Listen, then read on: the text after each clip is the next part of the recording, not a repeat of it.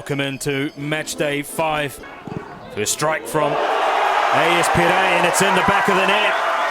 Tioni, the goal scorer, hopes for a variation, and there's the second goal.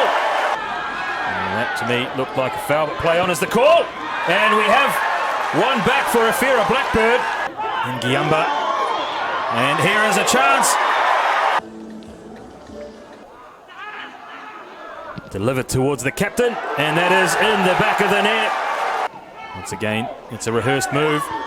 Silent cushion header. Oh, that's another well-worked goal from set piece. The Tahitian champions winning this one 5-1.